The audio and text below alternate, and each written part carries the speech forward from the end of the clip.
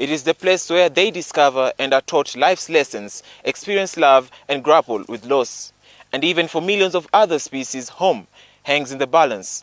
Human actions are destroying habitats, decimating our entire ecosystem and disrupting the circle of life. And with the rise in drought cases, it is up to us to be guardians of our own natural world, save our wild species, and provide a home.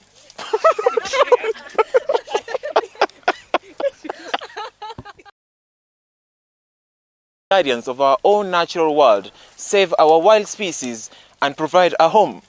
Guardians of our own natural world, save our wild species,